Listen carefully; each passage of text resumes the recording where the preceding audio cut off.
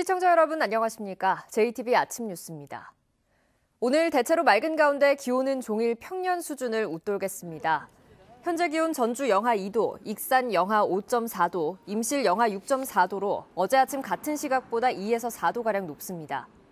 한낮에는 대부분 영상 8도 선을 웃돌며 종일 온화하겠습니다. 공기는 다시 탁해질 전망입니다. 오전까지는 대기가 정체되면서 먼지 농도가 높겠고 늦은 오후부터는 스모그까지 더해져 고농도 미세먼지가 나타나겠습니다. 당분간 뚜렷한 눈비 소식 없이 대체로 맑은 가운데 심한 한파는 없겠습니다. 취약계층의 난방비 부담을 덜어주기 위해 정부가 지원해주는 연탄이 있습니다. 하지만 연탄을 받지 못해서 추위에 떠는 서민들이 적지 않습니다. 자치단체가 연탄 지원 대상자를 찾아내려면 얼마든지 찾을 수 있지만 손을 놓고 있기 때문입니다. 나금동 기자가 보도합니다. 81살 이순영 할아버지의 집은 항상 냉기가 가득합니다. 한 달에 20만 원의 노령연금과 폐지를 팔아 받는 돈이 수입의 전부이다 보니 연탄 한 장도 마음 놓고 떼기 어렵기 때문입니다. 연탄 떨어지면 걱정되죠. 걱정되고 그 떼다가 안 떼면은 어디 뭐 없나 또 못해요. 지체장애 4급 어머니와 함께 살고 있는 김유미 씨의 사정도 비슷합니다. 내년에도 일찍 연탄을 떼고 살지. 아니면 방을 하나로 일찍 줄여가지고 한 개로 연탄을 줄여야 할지 지금 고민 중이에요. 이들은 모두 정부의 연탄 지원 대상자지만 어찌된 일인지 지급을 받지 못했습니다. 자치단체가 제대로 찾아내기만 한다면 기초생활 수급자, 차상위 계층, 장애인 가정 등 대부분의 취약계층은 겨우내 40만 6천 원어치의 연탄을 받을 수 있습니다. 연탄 쿠폰을 받을 수 있는 사람 수가 전라북도에 제한이 있나요? 제한은 없고 시군에서 신청을 다 받았어요. 시군에서 사회복지사나 독거노인 생활관리사처럼 취약계층과 접촉이 있는 인력을 활용하면 제도를 알리고 대상자도 보다 꼼꼼하게 찾아낼 수 있지만 현장 시스템은 제대로 작동하지 않고 있습니다. 읍면에서 신청 점수를 받아가지고 저희도 받다 보니까 저희가 개개인의 사정을 잘 모르니까 도내에서 연탄을 떼는 8천여 가구 가운데 지원받는 집은 절반가량인 4,100여 가구. 탁상머리 행정에 에너지 빈곤층들이 엄동설한 추위에 떨고 있습니다. JTBC 뉴스 나금동입니다. 생후 50일 된 여자아이의 허벅지뼈가 부러진 사건이 있었습니다. 범인으로 지목된 친아버지는 1심에서 무죄를 선고받았습니다. 직접 증거는커녕 목격자도 없었기 때문인데요. 하지만 항소심의 판결은 달랐습니다. 하원우 기자입니다. 태어난 지 50일 된 여자아이의 엑스레이 사진입니다. 오른쪽 허벅지뼈와 왼쪽 쇄골이 두 동강 났습니다. 아이 엄마가 잠든 사이 25살 된 남편 A씨가 아이를 보다가 벌어진 일입니다. 애기 왜 이렇게 우냐 데려와라. 그러니까 그제서야 방으로 들어오면서 애기 다리가 이상해 하고 얘기를 하는 거예요. 그래서 봤더니 애기 다리가 이렇게 바깥으로 툭 떨어지는 상태였던 거죠. 검찰은 아동 학대 등의 혐의로 남편 A씨를 재판에 넘겼습니다. 쟁점은 아이의 뼈가 부러진 게 의도적인 외부의 힘으로 발생한 것인지 아니면 비의도적으로 발생한 것인지였습니다. A씨는 아이를 안고 잠을 자다 실수로 눌렀거나 떨어뜨려 다친 것 같다며 혐의를 부인했고 1심 재판부도 무죄를 선고했습니다. 하지만 항소심 재판부의 판단은 달랐습니다.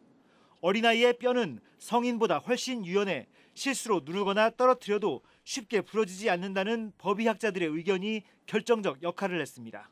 골절의 부위나 형태를 봤을 때 비의도적인 손상의 가능성은 현실적으로 없다는 법의학자의 증언이 나옴으로써 아동학대의 고의가 인정된 것으로 보입니다.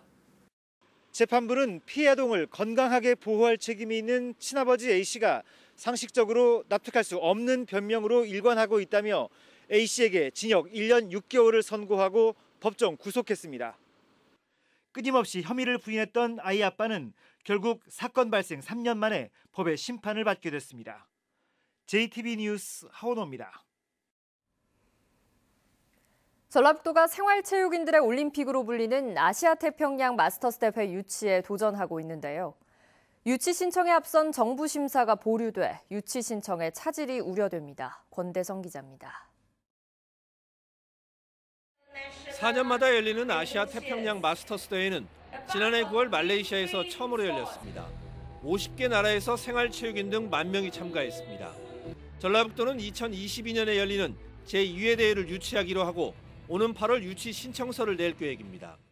이에 앞서 문화체육관광부의 심사에 이어 기획재정부의 타당성 용역을 통과해야 신청서를 낼 수 있습니다. 대회 유치 여부는 오는 11월 최종 결정됩니다. 하지만 1차 관문인 문체부 심사에서 보류 판단을 받아 유치 계획에 제동이 걸렸습니다. 국비와 선수 등록비, 후원금 등으로 마련할 대회 개최 비용 100억 원을 두고 규모와 조달 방안이 구체적인지 검토가 더 필요하다는 이유입니다. 전라북도는 세부 자료를 내고 협의하면 다음 달 중순까지 승인을 받고 기재부 심사를 요청하는 데 문제가 없을 것으로 내다봤습니다. 100억으로 산출했는데 그 산출한 그 농거들이 다 있기 때문에 그런 제시를 열심히 하고 또 재원별로 이제 조달하는 방법도 구체적으로 논리를 세워서 전라북도는 아시아 태평양 마스터스 대회를 유치하게 되면 70개 나라에서 15,000명이 전북을 찾을 것으로 내다보고 있습니다. 특히 시설 투자가 전혀 필요가 없는 만큼 저비용 고효율의 대회라면서 800억 원의 경제적 효과를 예상하고 있습니다. JTB 뉴스 권대성입니다.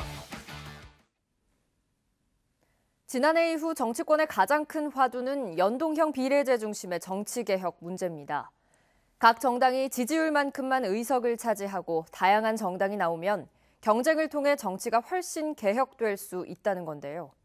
원내 5당이 합의안을 내기로 한 1월 말이 다가오고 있지만 성과는 감감무소식입니다. 이승환 기자의 보도입니다. 연동형 비례제의 쟁점 가운데 하나는 의원수 확대입니다. 정치개혁 자문단은 비례성을 고려해 60석 증원을 제안했지만 국민 설득이 관건입니다. 민주평화당은 세비 삭감 카드까지 꺼냈습니다. 세비를 절반으로 삭감해라. 국회 보좌관 수를 줄여라. 그래서 국회 예산을 줄이고 대신 숫자는 늘리자. 이게 저희 아닌데 저는 국민들께서 지지하시리라고 생각합니다. 하지만 키를 쥔 민주당은 논의에 소극적이고 자유한국당은 사실상 외면하고 있습니다. 당초 원내 5당이 합의했던 1월 말 합의안 도출도 사실상 물 건너갔습니다.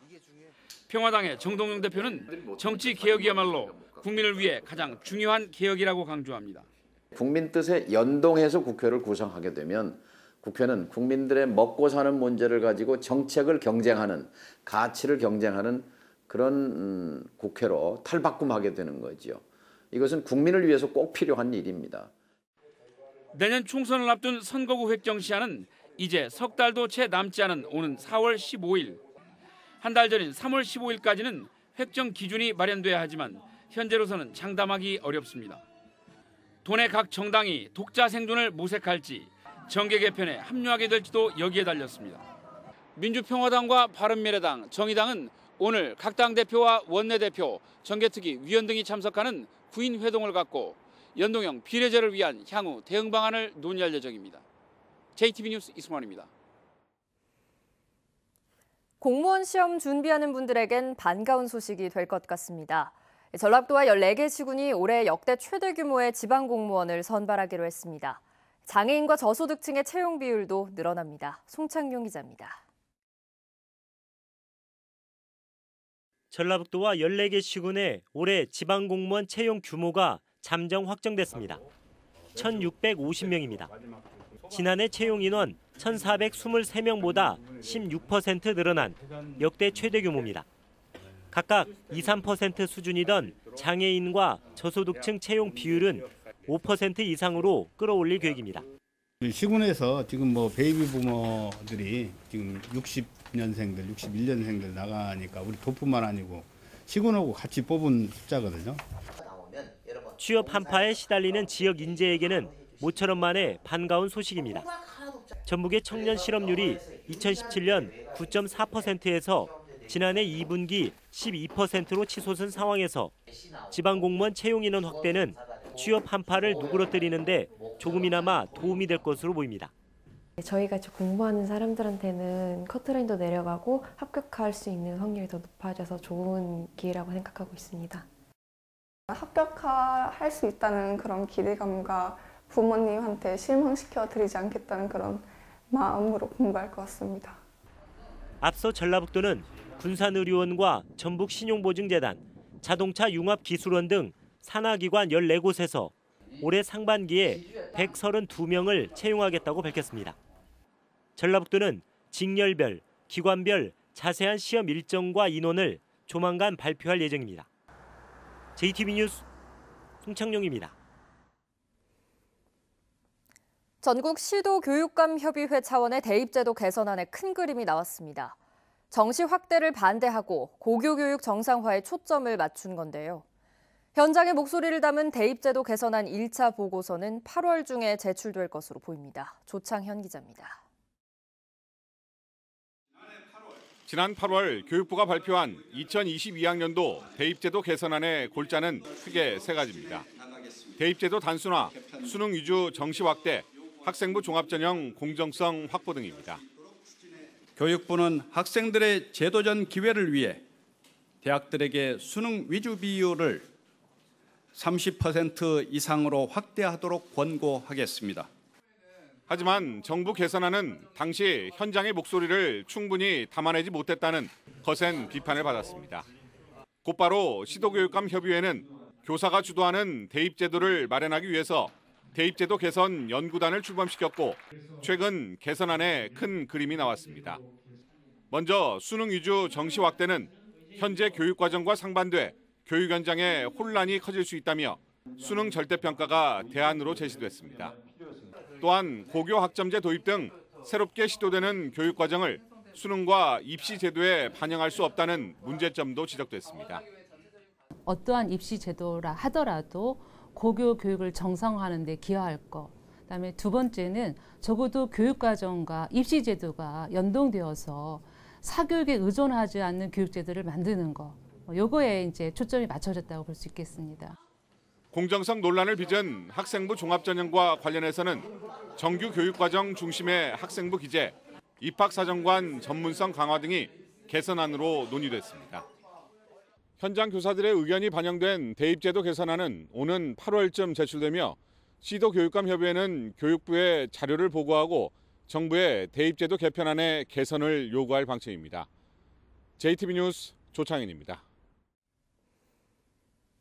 임실군이 경제적으로 어려운 소상공인의 특례보증 지원을 확대합니다. 순창군 순창읍 중앙로 일대 도로의 전신주와 전선이 올해 안으로 말끔히 정리될 예정입니다. 주혜인 기자입니다. 임실군이 전북 신용보증재단과 경제적으로 어려운 소상공인의 특례보증을 지원하는 업무 협약을 맺었습니다. 이번 협약으로 경영자금 지원 한도는 2천만 원에서 3천만 원, 지원 대상은 신용등급 5등급 이하에서 3등급 이하로 확대될 예정입니다. 순창읍 경천로에서 중앙로 사거리까지 1.2km 구간의 전신주와 전선을 땅에 묻는 지중화 사업이 오는 3월부터 추진됩니다. 순창구는 사업이 끝나면 쾌적한 시가지는 물론 다양한 행사를 통한 지역 상권 활성화도 기대하고 있습니다. 전선이라든지 또 통신선들을 지중화함으로써 깨끗한 거리가 되고 또 차 없는 거리도 만들어서 우리 순창 경제를 활성화시키려고 하는 큰 의미가 있습니다. 완주군이 농업인 월급제 지원 품목을 7개로 확대합니다. 농업인 월급제는 소득이 일정치 않은 농민들의 안정적인 생활을 위해 출하금액의 일부를 미리 월급 형태로 주는 제도로 친환경벼, 마늘, 양파 등 7개 품목은 한 달에 최대 300만 원까지 지원받을 수 있습니다. 소규모 농가에서 생산된 농특산물의 안정적인 유통 창구를 마련하기 위해 반딧불 유통사업단 8명이 위촉됐습니다. 사업단은 내일과 모레 무주군청 뒤에서 열리는 설맞이 직거래 장터를 시작으로 농특산물 판매와 홍보 활동을 이어갈 계획입니다. JTB 뉴스 주혜인입니다. KTX 전북 혁신도시역 설치가 사실상 어려울 것으로 보입니다. 국토교통부가 KTX 혁신도시역 신설안에 대해 용역을 실시한 결과 BC, 즉 경제적 타당성 지수가 0.37에서 0.39로 나왔습니다. B씨가 1 미만이면 투자한 비용만큼 이익을 내지 못한다는 의미입니다. 이에 대해 익산시는 혁신도시역 신설 논란이 더 이상 있어서는 안 된다며 KTX 익산역을 중심으로 한 복합 환승센터와 광역철도망 구축에 힘을 쏟겠다고 밝혔습니다.